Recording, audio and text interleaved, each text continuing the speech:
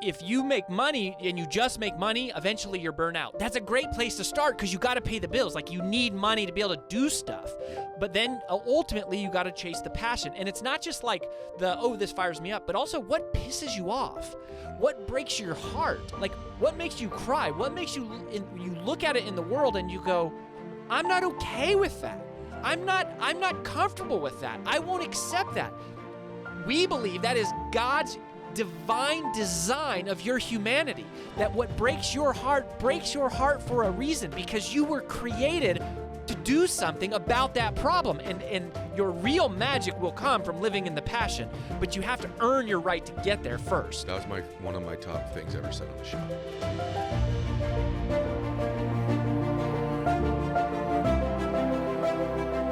All right, welcome back to the show, everybody. I have a friend here today who's brilliant, and we're going to talk about some things I think today that you've probably never heard before as it relates to personal branding, and even if you don't have one, why you should have one. My guest is a part of my family and my team now, and if you thought my book launch was very successful, this is one of the people that should be credited with the success of that book launch. He taught me so many things that I did not know prior to meeting him, and he's going to do that for you today as well. He's a New York Times bestselling author. He's an 8-figure entrepreneur, Hall of Fame speaker. His TED Talks have millions and millions of views. And he and his wife are co-founders of Brand Builders Group, which is the organization that has started to help me with my work and reaching more of you. And he's a friend of mine. So Rory Vaden, welcome to the show today. Brother, what an honor. Working alongside of you has been one of the greatest privileges of my career. Oh, and wow. I mean that. And I'll tell you why. Okay. Because you have the money, you have the followers, you've done the stuff, and yet you are still on fire about the mission. Like, you don't need anything else, and yet you wake up every day and you hit it hard because you are so passionate about reaching people. And like, that's who I want to be in the foxhole with, man. Like, people who, if you're just chasing dollars, like, eventually you go off track or you burn out, but it's like, thank you. You are on fire for the mission, brother. So yeah, thank you. Well, so are you, and I want to surround myself with people that can help me reach more people and also share my values. And you do that. I mean, right instantly when we first met, I go, okay, this guy's special. This guy's special. Big brain. And is going to share some information with you guys today that's going to really change your business, your life, potentially even your family. So what we're going to cover today, just to set the stage, we're going to cover a lot on personal branding, then we're going to shift into just what I would call optimization of your life, personal success strategies, how to be happier and more successful. And Rory just has this very interesting perspective.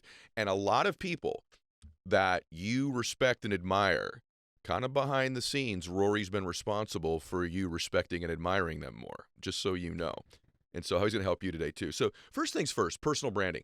You did this giant study on it, right?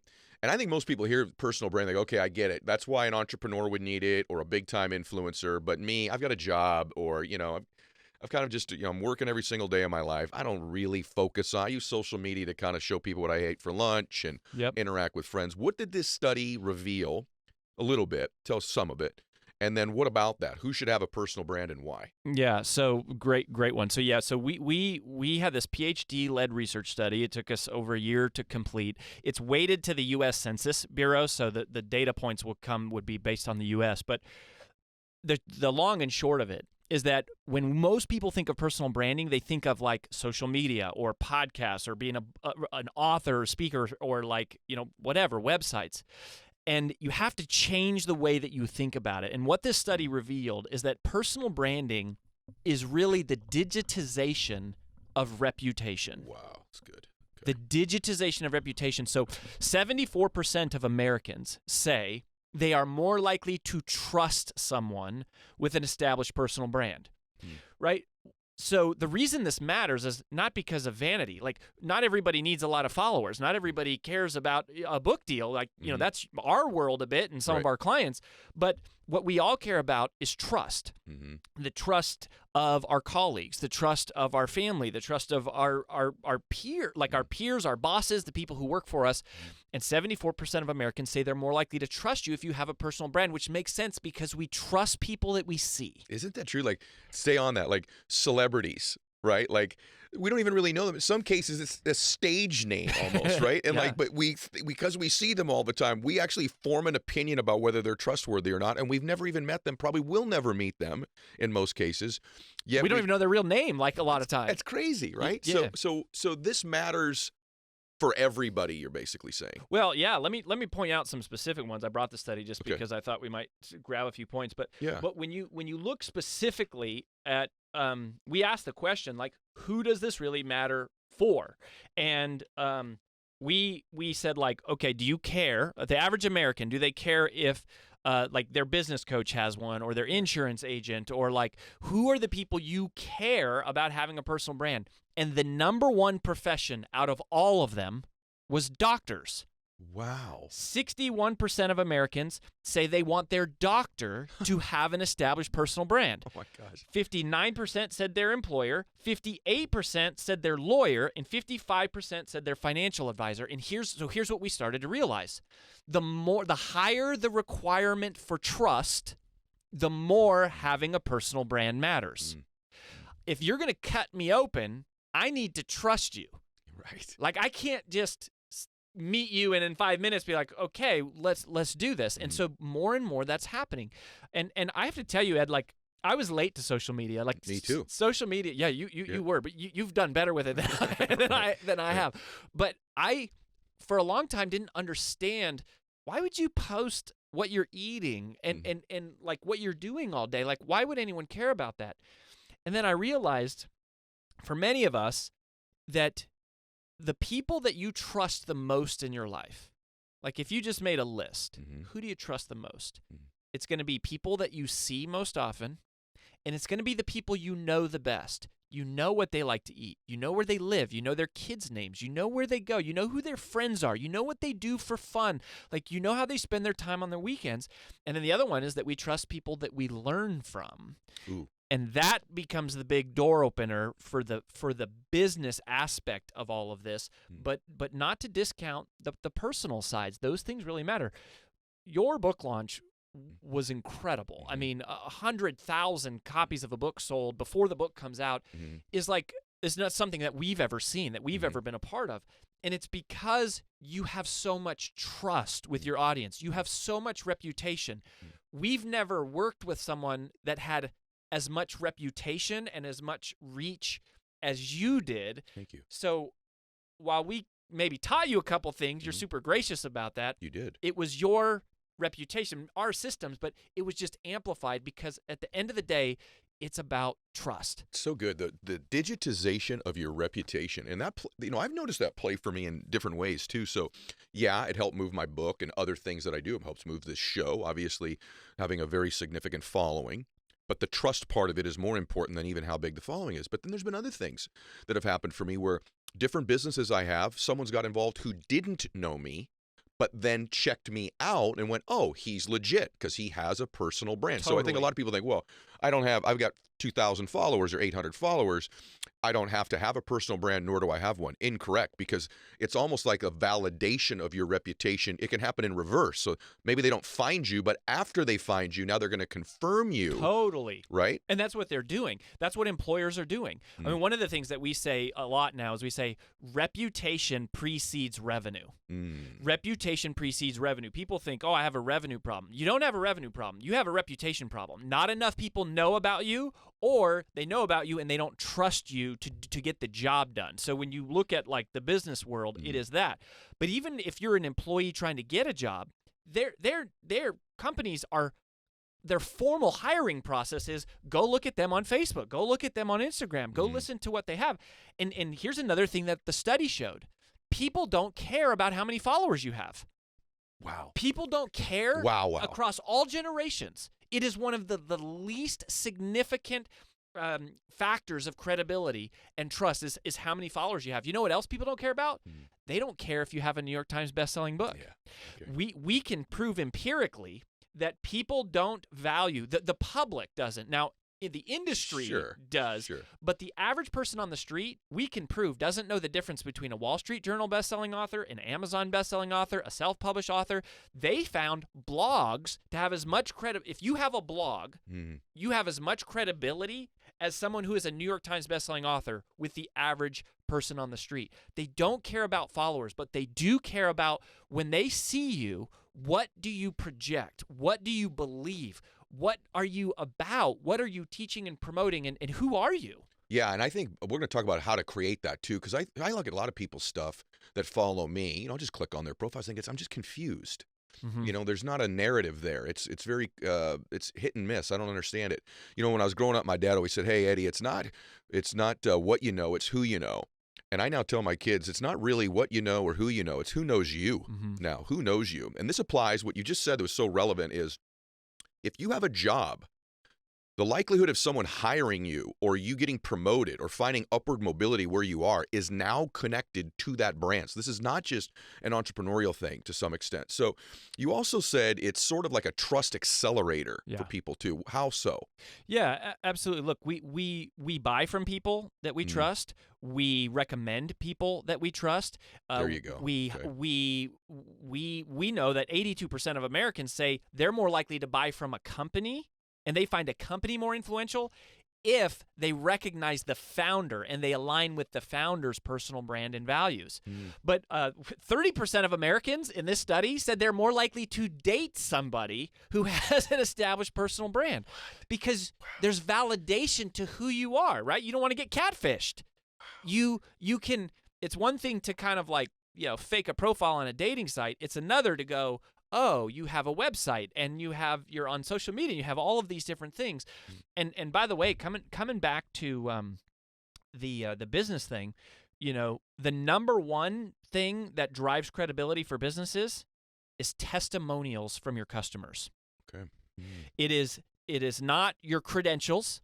It is having other people who have said you are good at what you do. That's how it's done. It's interesting because on social media, it's funny. And a couple businesses that I own now, I'm always telling our folks, like, hey, when you help somebody, whether it be with a financial thing or a real estate transaction or one of our products, like if you could get that put on video where they're thanking you or they're watching the process, because that for me is credibility too. Like that thing about cutting me open, the surgeon, I don't want it to be your first procedure. Yeah. So right, if I feel like you've helped lots of people, and by the way, lots of people in a personal brand could be 5, right? It could be 8 reviews. It could be 8 video testimonials. It could be written testimonials. Like, okay, this isn't their first rodeo. They've done this before. So what would you say to someone who goes, okay, I probably should get better at doing this whole personal branding thing. Where does one begin if they've not begun? Or what should they adjust if they've started and it just hasn't been effective for them yet? Yeah, I mean, here's the whole secret to personal branding in one sentence. And this is not a Rory Vaden quote. I wish it was. Okay. But there was a guy named Larry Winget who told me this early in my career.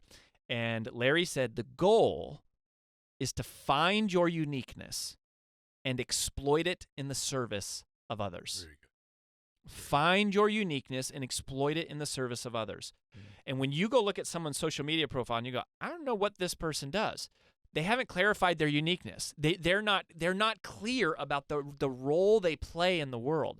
And this ties more to just personal brand. It's not social media and it's not logos and colors and graphics. It's your purpose, right? It's being clear about how can I serve? How can I be of value? So many people are trying to find their purpose. And I think the wrong question is, don't ask, what's my purpose? That's the wrong question to ask. Instead, ask, who can I serve? How can I be of value?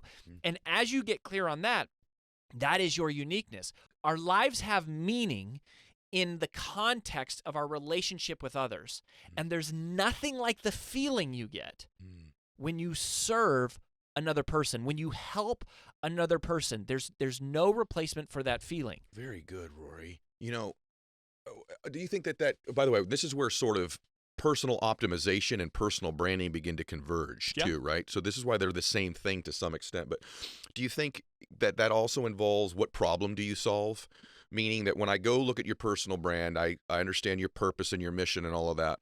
But for me to really connect with you, Isn't there sort of an embedded command in there to some extent? Like, this is a problem I can help you solve. Totally. Yeah. When you kind of make it tactical, you Mm-hmm. know, like when we first sit down with a client, the genesis of building a personal brand is answering one question with one word. What problem do you solve? And if you're not clear about the problem you solve, no one else ever will be. You nailed it. Yep. They never will be, because there's so much noise. There's millions and millions of people out there. There's so many people who do something similar to what you do. And the real reason why people don't grow more on social media, or they don't get hired more, or they don't get promoted, or they don't attract more customers, or they don't get more donors for their nonprofit or more members for their church, or whatever the thing is because they're not clear. Yeah. And it's because they have too many different things going on. And if you have diluted focus, you get diluted results. Very good. If you have diluted focus, you get diluted results. But if somebody comes and says, "Hey, Ed, who helped you launch your book?" And you go, "Oh, I got a guy like Rory, like, who helps you clarify your position in the marketplace?" "Oh, yeah, brand builders, Rory, like that.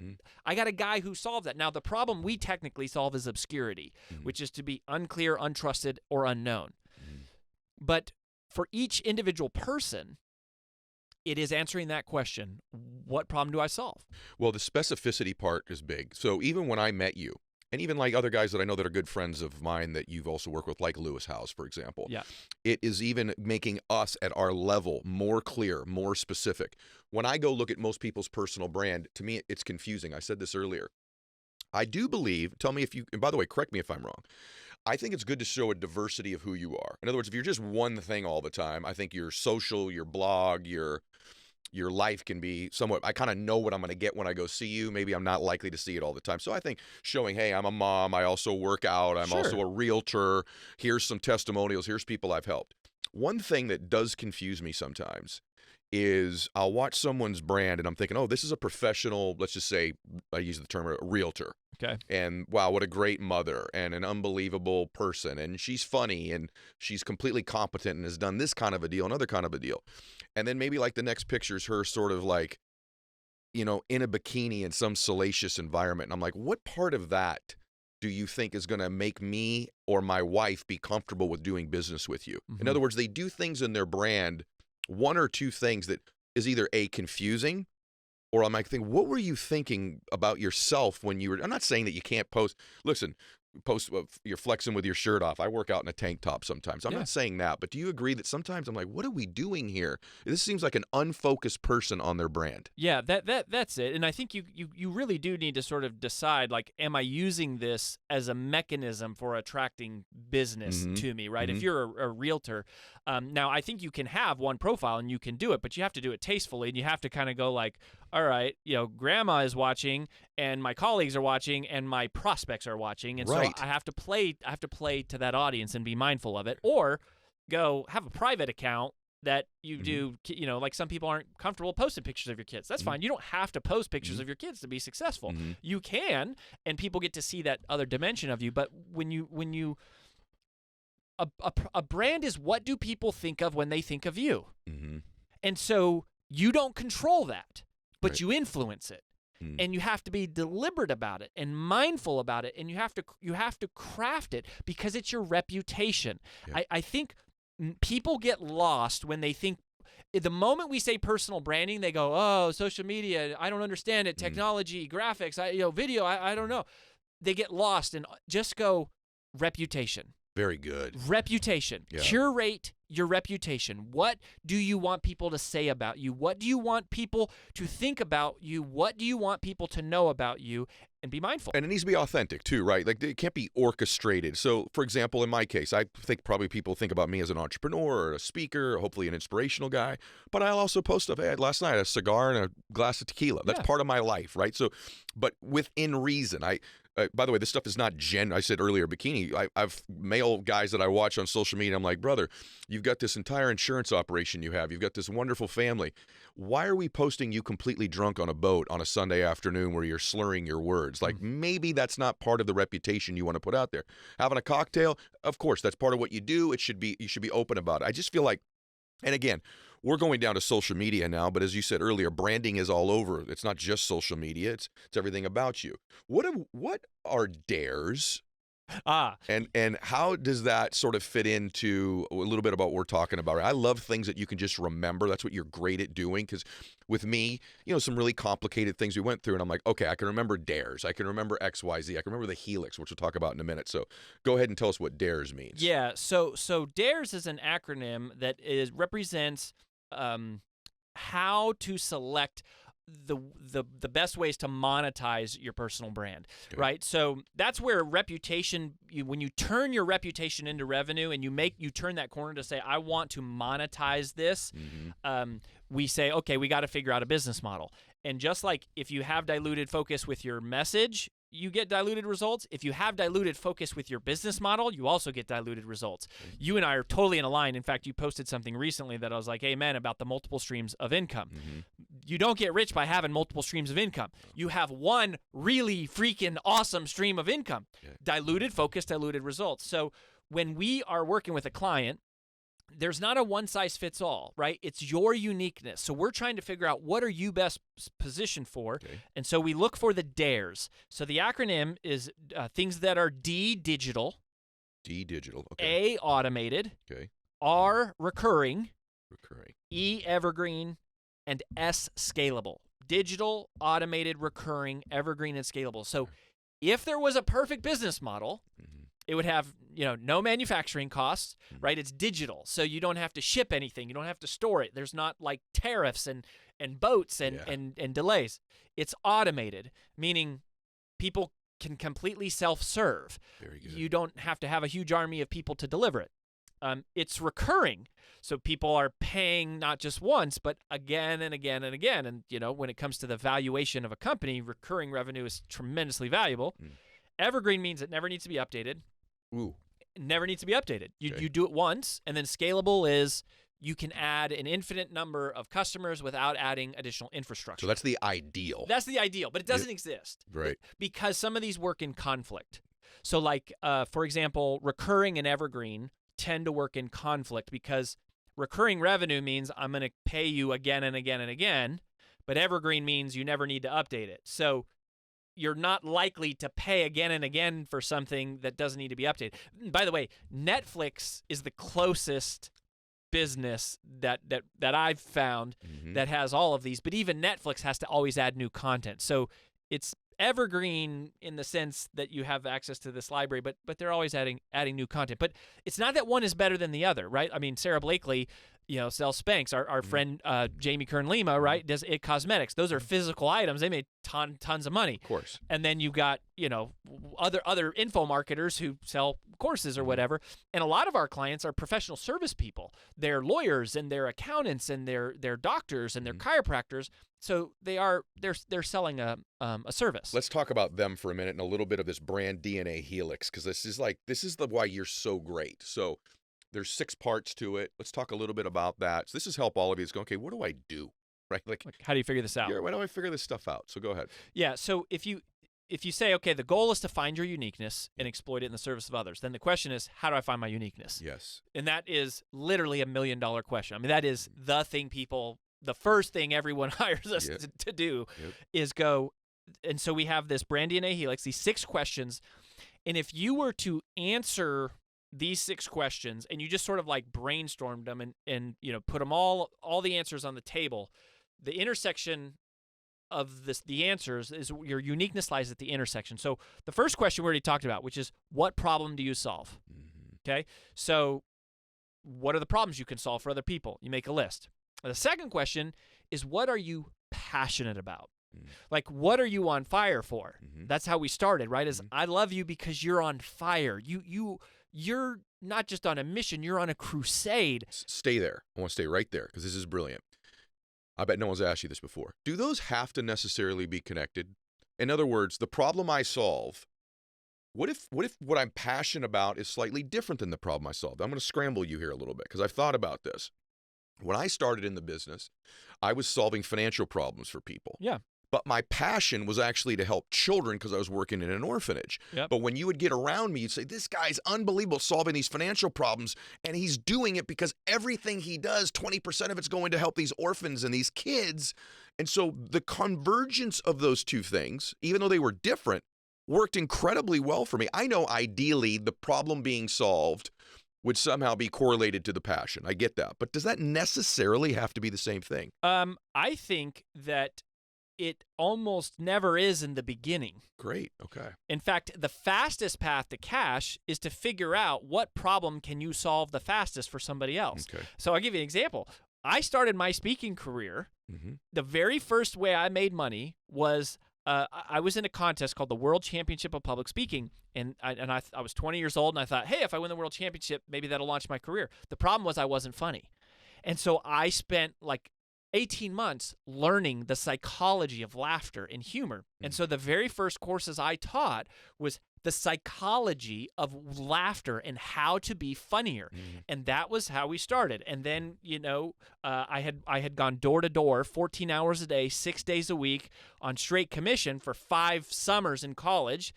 And so I knew something about sales. And so we started a sales training business, and we coached salespeople. So they lead to one another.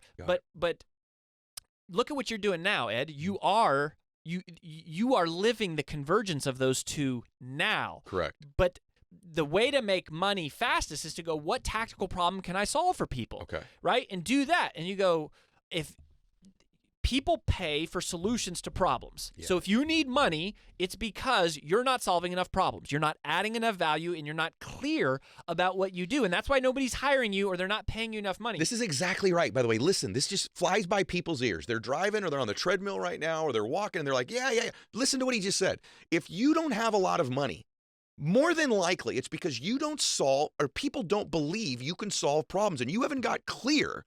Everybody, my family here in the audience, you must get more and more clear about what problems it is that you can solve, and being better at communicating specifically that you can do it.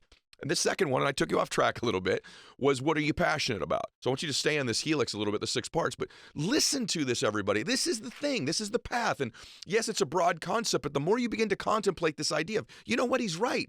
I'm not completely clear, nor are other people in my brand what problems I solve. Whether you're an electrician apprentice who's looking to get hired into a union job, all the way to I'm an entrepreneur trying to scale a cannabis business. I don't know, right? Like, this applies to everybody. Heck, I think it applies to what kind of a great father or mother you are. Totally. Right? That my mother's amazing at this, right? This is the problem she solves for our family, right? My mom's so passionate about our family, or this or the other thing. So keep going on the 6 parts of the helix. Yeah, so I would say, to wrap those first 2 questions up, you make a living from the problem you solve, but you make a life from the passion that you chase. That's good. Really good. Like, if you make money and you just make money, eventually you're burnt out. That's a great place to start, because you got to pay the bills. Like, you need money to be able to do stuff. Yep. But then ultimately you got to chase the passion. And it's not just like this fires me up, but also what pisses you off. What breaks your heart? Like, what makes you cry? What makes you look at it in the world and you go, I'm not okay with that. I'm not comfortable with that. I won't accept that. We believe that is God's divine design of your humanity, that what breaks your heart for a reason, because you were created to do something about that problem, and your real magic will come from living in the passion, but you have to earn your right to get there first. That was one of my top things ever said on the show. Everybody go back and rewind about a minute and a half and hear that again. That's one of my favorite things ever been said on the show. Keep going. Unbelievably great. So the next 2 questions, okay, so you got what problem you solve, and then what are you passionate about? The next 2 questions are what do you research? Okay, so your uniqueness will be tied to things you learn, not just what you have a degree in, but what would you spend a Saturday afternoon learning about? Okay. Because you're going to have expertise in that. Like, you're going to be drawn to that's a hint towards your uniqueness. Like, this stuff for me, all this stuff, I mean, this is fun for me. Like, I love studying speakers and book launches and social media and funnels and, like, messaging and positioning, like, reputation. It's what I would do for free. Yeah. So what do you have academic head knowledge of? That's what do you research? The fourth question is, though, a big one. What do you have results in? Mm. So this is the companion, and the reason this is a helix is because each of these questions work in tandem, which is not what have you learned, but what have you actually freaking done? What path have you walked down? And I'll tell you, Ed, because it normally takes us, it's normally a 2-day experience to help someone find their uniqueness, but I'll give you the shortcut. Okay. And this is something Great. we didn't know 4 years ago when we started the company, but now we've had over 600 clients. And this is what we train our strategists to do when they're working with somebody, to go, how do we find your uniqueness quickly? Okay. And this is it. All of us are most powerfully positioned to serve the person you once were. Oh, wow. Gosh. You're most powerfully positioned to serve the person you once were. And so when you look at the problem you solve, right, it's going, what challenge have I conquered? What obstacle have I overcome? What setback have I survived? Whatever that path is, that is the shortest, clearest path to changing a life and making a ton of money and being full of purpose and just being on fire because you're living your divine uniqueness. Oh my gosh, Rory, that's so freaking good. And that's what you do, right? That's what the reason people respond to you is because you're taking people on the path. You know, I love when you tell the stories of like your childhood and growing up and Eddie and like, you know, looking out for your sisters and then becoming wealthy and successful and paying the price. And you are this living model, an example of how anybody can do it. Thank you. You know, through the power of one more, and you know, Right. all the things that you talk about. Thank you. But you're taking people on the journey, and so that is the shortest. That's the shortcut, if there is one, is to ask yourself, what challenge have you conquered? What obstacle have you overcome? What setback have you survived? You are most powerfully positioned to serve the person you once were. That is incredibly profound, man. Like that's. I listen to things sometimes in life, and I go, okay, let me put it through my application test of my own life. That's exactly what I did. I didn't know I was doing it. I wish someone earlier on would have said what you just said to me. And by the way, I've done that all along the way in my life. Even now, people say, well, you coach some really affluent people, very wealthy people. I was once at their level of affluence. Right. I was once at their level of confusion. I was once at their level of, you know, achievement without fulfillment. You know, I understand these different elements, and so it's so good what you're saying. You want to finish that helix up? I want to make sure we give them the little Okay, good. Yeah, so we'll leave you hanging on So good. on 5 and 6. So the 5th and 6th questions are related to how do you monetize a personal brand. So this is where we start to step into that. So the 5th question is, what are all the things that people would buy from you? And so you go, all right, how do I make money from this?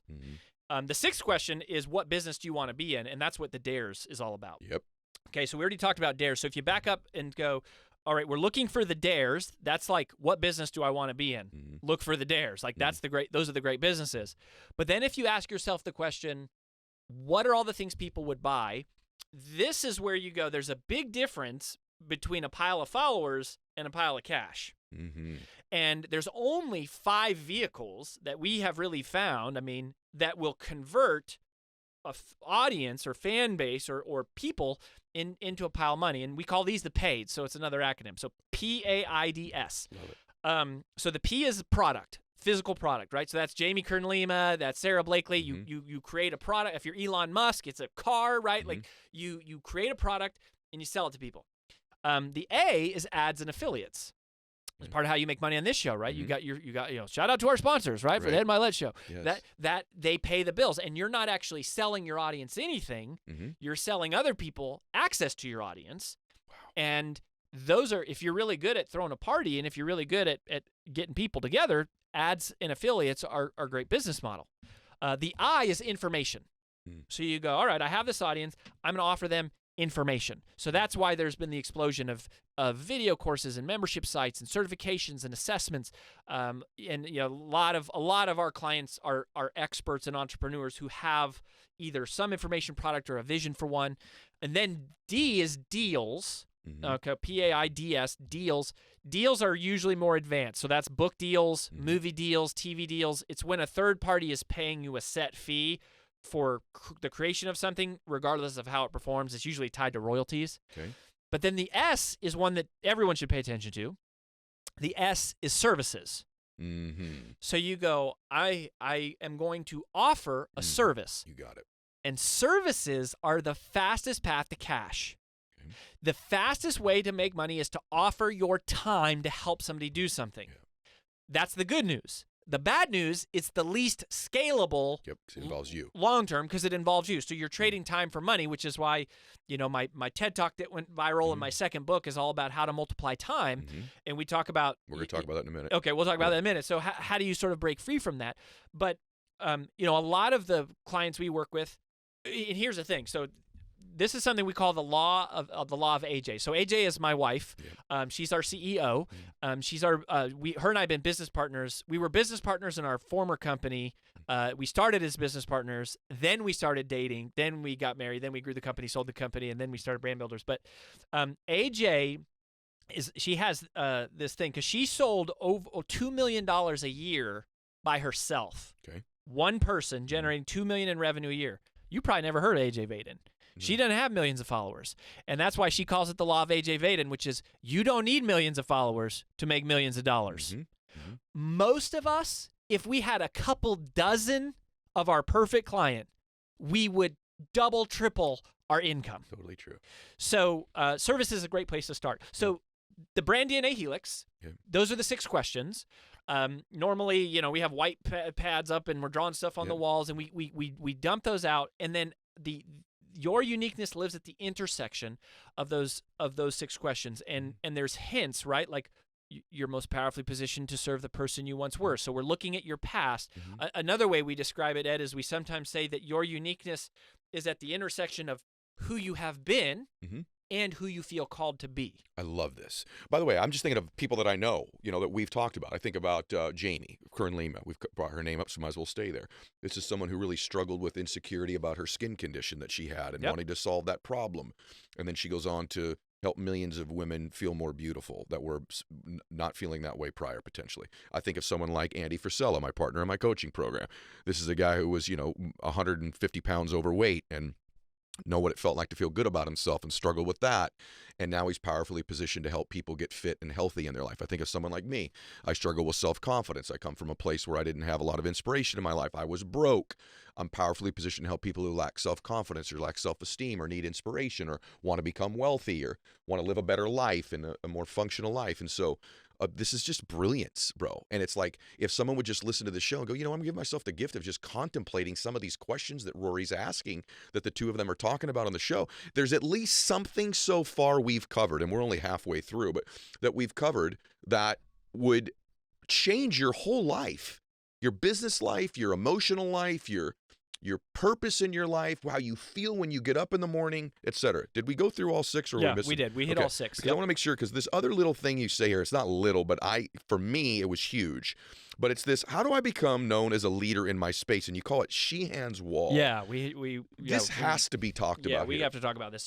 So this is actually, we named it Sheehan's Wall after Peter Sheehan, who was a colleague and a mentor that originally taught it to me, and we've adapted a bit. But basically, in any industry, in any vertical, in any market, there's 2 groups of people. There are people who are unknown. They're struggling with obscurity. And then there are those who are known. They're recognizable, right? They have the reputation. They have the reach. They have notoriety. Yep. And in between obscurity and notoriety is a huge wall, an invisible wall that we refer to as Sheehan's Wall. Okay. And what most people do is most of us who are in obscurity, we look at the people who are in notoriety and we go, ooh, I want to be like them, so I'm going to do what they do. And so we have lots of different topics. Lots of different, and you go, okay, Tony Robbins, he talks about money, and he talks about relationships, and he talks about business mastery, and he talks about, walking on fire and unleash your power within, and health. Right now, he's got a book on health. Or Oprah has all these different things. Or Gary Vaynerchuk, all these different things. And what happens is we bounce off the wall. We have too many messages to too many audiences, too many business models. And when you have diluted focus, you get diluted results. And so you bounce off the wall. And so the key to breaking through Sheehan's Wall is to find your uniqueness. Find the one thing that you can do as good, if not better, than anyone else in the world, and you break through that wall. I mean, if you think about breaking through an actual wall, if you just took a sledgehammer and you were hitting all over, like, you wouldn't do anything. You have to hit the same spot over and over and over and over, and eventually there will be a little crack. And once you get that little crack, then then it opens, and then it opens, and then you burst through, and then the whole wall comes down. But you have to find that area of specificity, which we believe is in everybody. We believe it is a part of God's design for your life, that you have that uniqueness, but you can't be all things to all people yet. At some point you can. Like, you'll break through bigger and bigger walls. You're an example, right? You're going mainstream right now, so you're going to be breaking through bigger walls. Yeah, but you're 100% right. Like, all, people I watch constantly sort of trying to replicate what I'm doing, and I'm like, no, I'm 51 years old. I built a bunch of businesses. I've had a pretty diverse life. I've been blessed to be successful in some different areas and also failure in certain areas. And I'm now at the point where the breadth of my message can be this wide. I can talk about health and wellness and emotional health and business and entrepreneurship and relationships and emotions and all these other things. You need to hit that same spot on the wall, because for me, that first wall was in the money business, was in the financial business. Kept hitting that wall, the real estate and financial business. And I broke that wall down. That is absolutely 1,000,000% right. I think people fatigue on the repetition of it. They do. And there's invisible progress I talk about in the book. As you know, the piñata analogy, where you're hitting this piñata and there appears to be no breakdown where all the candy's coming out of the piñata, but compound pounding matters. You're making more progress even if it's invisible than you think you are, but most people will quit hitting that spot on the wall because it doesn't look like it's breaking, and they get tired. They go, no, okay, now I'm going to start to talk about this, or I'm going to be the motivator on Instagram, right? And it's like, no, your space is here. Stay there. Keep pounding on the wall. Become great and a leader in that space. I 1,000,000,000% agree with you on that. And here's how you know when you broke through the wall. That's the question. How do I know when I got there? Simple. When you're on the obscurity side of the wall, everything is push. Everything is hustle. Everything is fight. It's claw. It's persistence. It's just like go, go, go. Once you're on the notoriety side of the wall, everything is pull. Everything, all this stuff is coming at you. You have more than you can keep up with. And so now you have a new problem, which is too many opportunities. So and you're going like, now I still need to sort it. So you still need to have a level of focus to some extent. The depth of your wisdom, brother, is so profound to me, because that's exactly right. Then the problem is the ladder. And I'm struggling with this. Like, what do I say no to? There's all these different things. There's a thing that just occurred to me as we were talking. It occurred to me about 15 minutes ago, but I wanted to wait because I wanted to stay in this flow, which is that I'm beginning to really believe that there's a correlation between this idea of personal branding and beginning to just understand who you are as a person. That there's a correlation. Forget the business stuff, the money flow, the funnels, all these other things, your career. It's like the work you would do to get good at this is the work you should do to improve as a human being, right? That'll make you happier to know this is who I am. This is what I stand for. This is what I refuse to let stand in the world. These are the things I'm passionate about. This is what I'm angry about. This is what I'm strong about. This is what I feel good about. This is what makes me feel alive and home. I'm going to discover why I was born. And they're correlated. There's a connection between all of these business things we're talking about and your spirit and your well-being as a human being, as a soul on this earth. There's a correlation between, which is why it is so profound. Do you feel that way? Totally. And when you're sitting in your uniqueness, like when you occupy that space, you can't be stopped. Yeah. You are put here on this earth to do something that nobody else can do. Yeah. And once you find it and you're sitting in it and you occupy it, you're activated. You are lighting up. And that's what it takes to break through the wall, right? It takes that passion. It takes that fire. It takes the divine. Like I tell you, I text you this all the time. I'm like, Ed, you're anointed. And, you don't even know this story, but in January of this year, there was a church sermon and we were leaving church and the pastor asked us a question. What do you feel God prompting you to do that you're not listening to? And so we're leaving and AJ asked me and she says, what was your answer to the question? And I said, this is so weird, babe, but I feel God telling me go all in on Ed Mylett. Oh my gosh. Wow. And I was like, but it doesn't, the problem was I didn't know you. I had just, John Gordon, our mutual friend, had just email introduced us, but it was just a very casual thing. And I said, I don't know. But and then, that makes me feel wonderful. A few days later, well, that is what happened.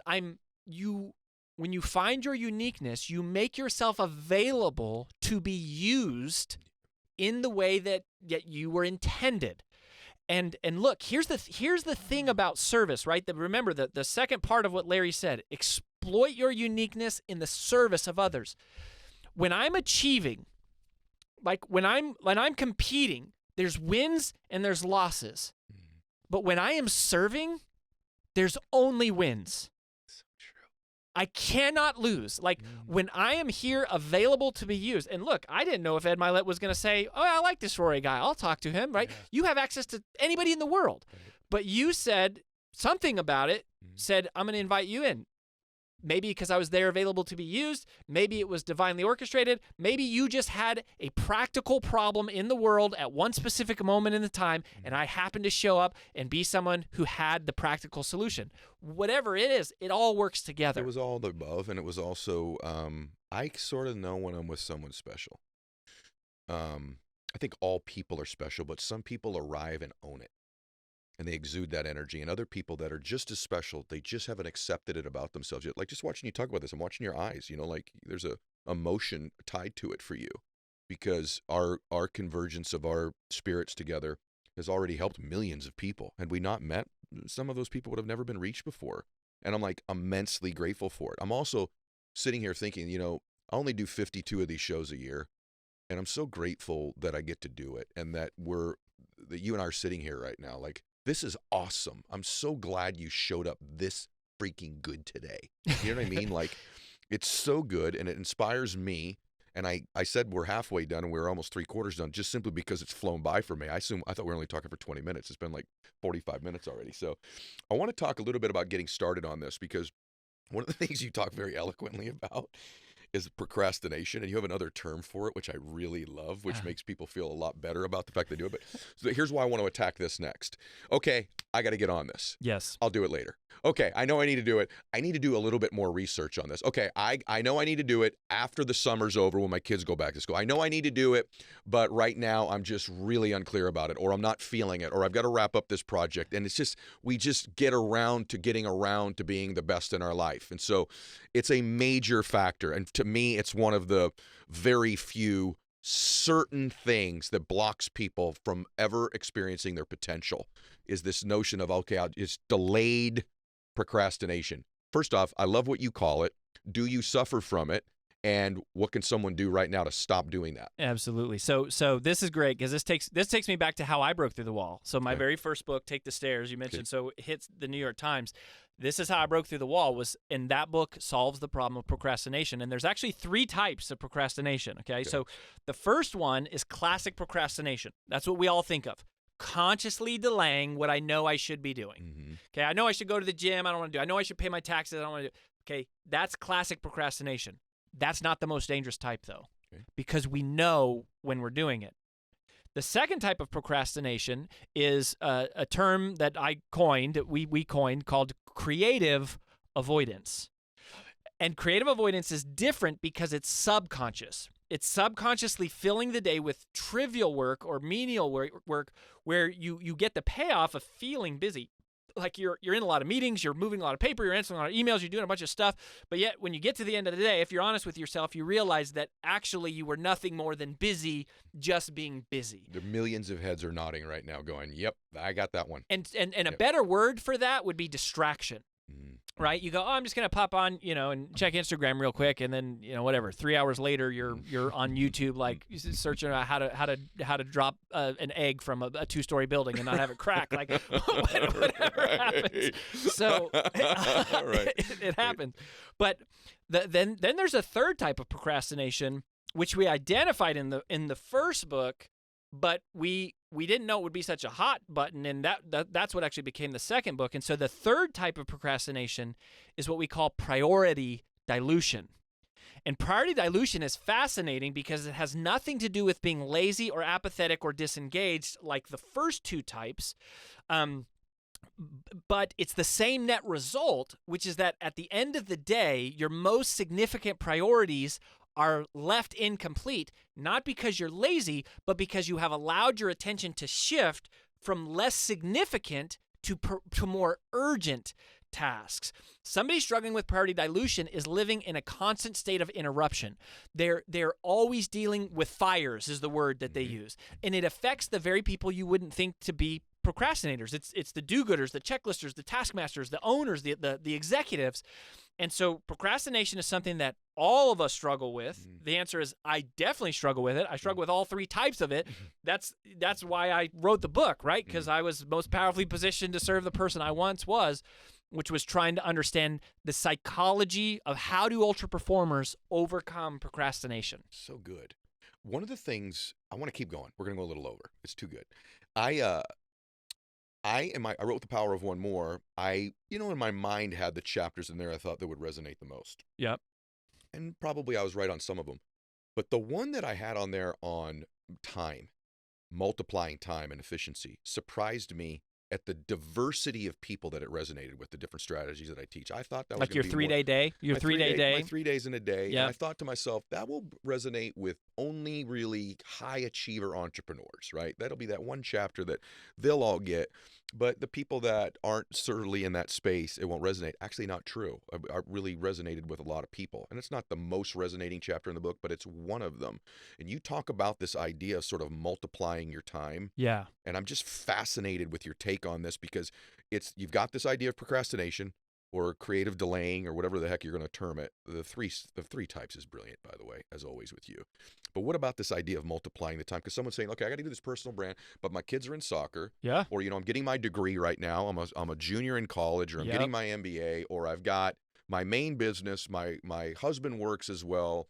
I've got to make sure that I at least work out, and I'm just like, wow, there's 4 seconds left in the day for me to do this. Yeah. Let's be real about it. So that's the struggle, right? Is like, and what's crazy is you go, how is it there's more books written on time management than ever before, right? There's more courses, and yet we all feel more busy, buried, and behind. One of the things that was in our research study, 38% of people are checking their email and social media in the bathroom.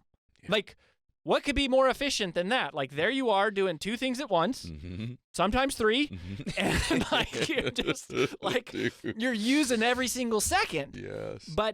But we're still never caught up. We're still overwhelmed. We're still buried. And it's because we don't understand how to multiply time. And I think the biggest reason we don't know how to multiply time is because you've been told your whole life the one thing that is impossible to create is time. Yeah. And it's wrong. It's totally Everything you know about time management is wrong, but this is above all. Now, here's the thing. So when we say multiply your time, Ed, I mean it literally. It's not a superlative. I'm not exaggerating. I mean it literally. Now, there's nothing I can teach you that will create more time inside of one day. So we all have the same 24 hours, which is 1,440 minutes or 86,400 seconds.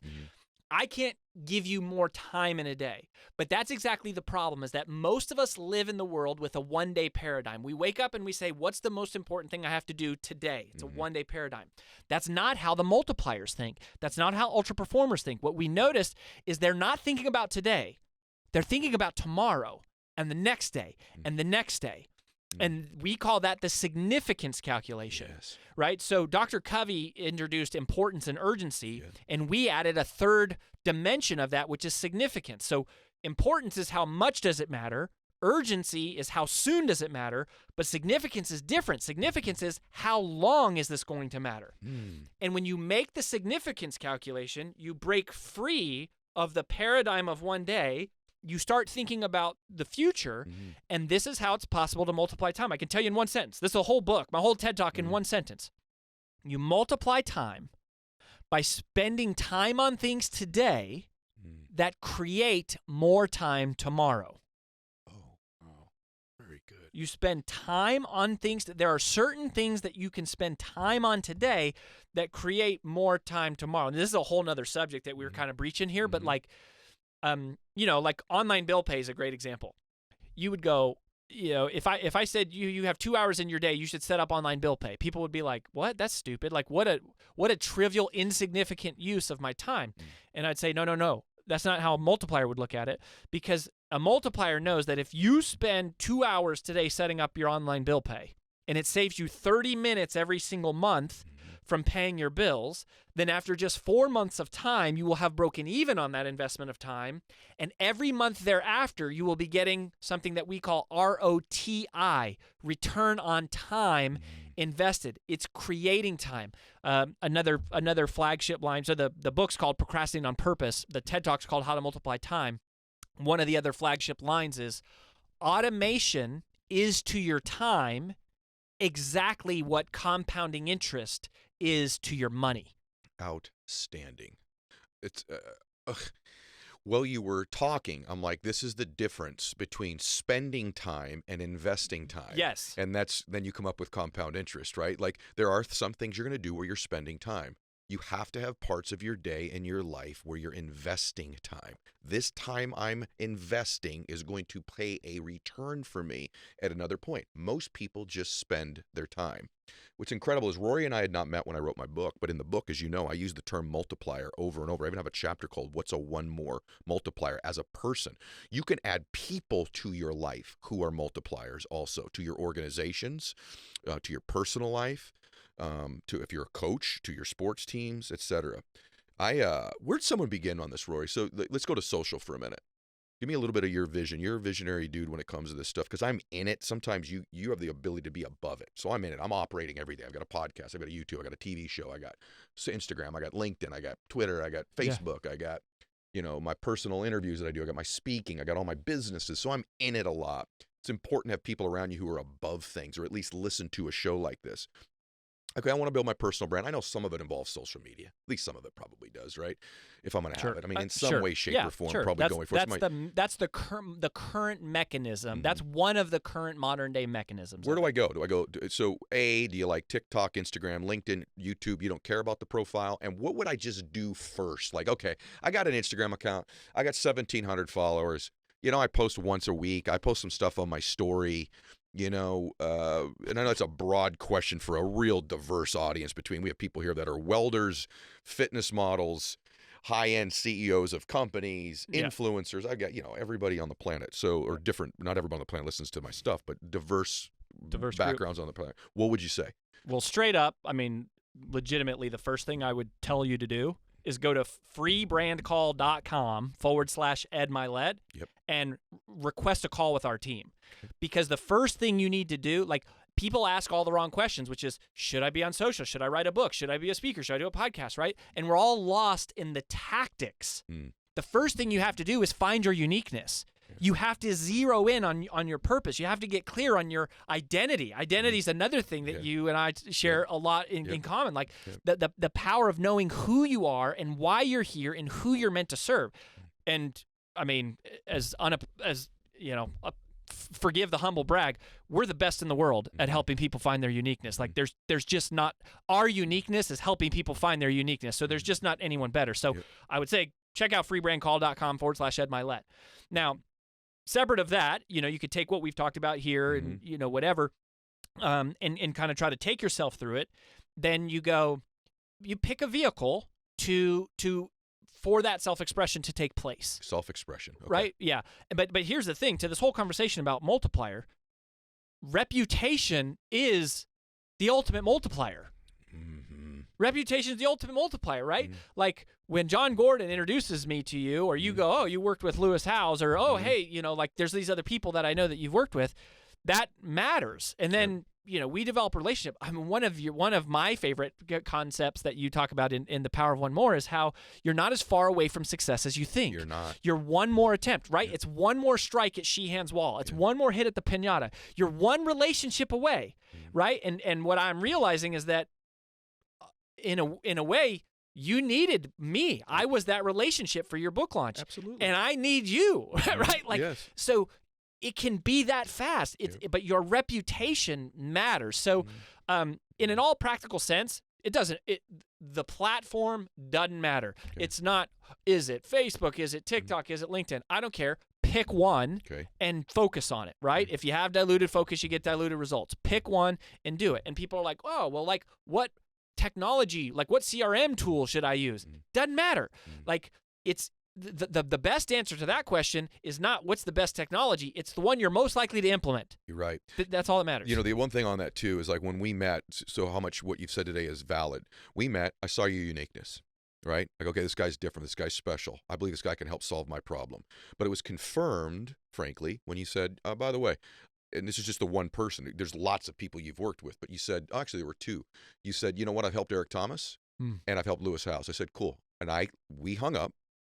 And then I confirmed, and that I didn't know that. That reputation was confirmed. So that's why that what you said earlier, that endorsement from someone else, even it doesn't have to be a well-known person. I don't have millions of followers, right. But it was testimonials. Testimonial is what confirmed what I already felt. I saw the passion, I saw the talent, I saw that you could solve some problems for me, and the testimonial confirmed it. So like we are literally a living example of the things that I don't care if you have a gardening business, you're a landscaper, you had better have a couple testimonials that I can call or that I can interact with or that you can show me that tells me you can solve my problem or help my family be happier by having a more beautiful landscape design at my house or whatever it might be in your life. You're 1,000,000,000% right about this stuff. Okay, last question for you. First off, I want to thank you for today. So I know it flew by today. Can you imagine already? So fast. I want to thank you because there's a million podcasts that you and I can do together, and I'm going to have you back because I know everyone's going, hey, I didn't know this guy before, and man, I like this dude. This dude is special, and we've got all kinds of diverse stuff that you and I can cover. But the last thing I just want to do is on success overall. Yeah. Okay. There's a profile. You talk very eloquently about how our brains are not really wired to produce success. Yeah, not. Right? And so this is something, it gives everybody kind of a break mentally. So like, wow, he's right about this. So I just think I wish we kind of stuck this in the beginning because I think it's such a great point that you make. Hopefully everyone's still here listening because it's been so valuable. So the last part is about success and how we have to sort of almost overcome our nature in order to become successful. So I'll let you have that. Yeah. So the classic take the stairs stuff, right? So the human brain is not designed for success. It's not. It's designed for survival.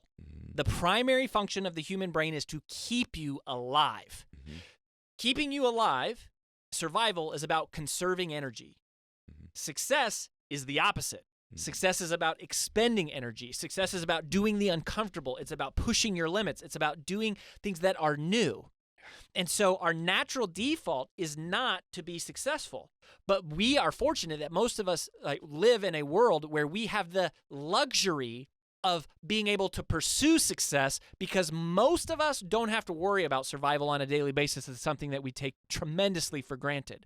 But if you're going to pursue success, you have to rewire your brain neurologically. You have to understand the way that ultra performers think. So if you have struggled with procrastination, if you've struggled with taking action, if you've been distracted, if you've had diluted focus, those things don't mean you're doomed for failure. They don't mean that there's anything wrong with you. They don't mean you're lazy. They mean you have a perfectly functioning, healthy, normal human brain. Right. But the problem with normal is that it's normal. Yes. If you want to be successful, if you want to, you have to be extraordinary. If you want to be successful, you have to do something different. And here's the problem. You can't just do it once. This is probably my most famous quote. You see it ripped off on the internet all the time. But it's from my Take the Stairs book. Success is never owned. Success is only rented. And the rent is due every day. Why? Because our human nature for indulgence and temptation and sin never leaves us. We default to the escalator mentality. We default towards the easy, safe, comfortable thing. And success is about taking the stairs and doing the things you don't want to do and doing the things you know you should be doing each and every day over and over and over again. So good, Rory. So good, man. I just love you. I'm so glad we did this today. I'm so glad you're in my life. I have to tell you, everybody, one thing about taking those stairs, stay with me on this last, and then I'm going to tell you where to go find Rory one more time. Here's the thing. The thing I know about ultra performers is their threshold for what they must know before they act is lower. And for people that struggle in life, they've got this huge threshold. I've got to know so much before I will take action. And the higher that threshold is of what you falsely believe you need to know to take steps is what holds you back. Ultra performers have a lower threshold of what they have to know before they begin. They know most of it will happen through experience, through being in the space, and figure it out when they get there. It's a huge separator in order to take the stairs. You have to take the step before you know every single step in front of you. You can't wait to know all the steps and all the information, or you'll never get going. So great communication between the two of us today. Where do they go to get you? Yeah, so freebrandcall.com/Ed Mylett. Like, Okay. if that is where we want to get to know you, right? Okay. We work with people one-on-one. Like, we're a human-based, like, Yep. that's how we work with people.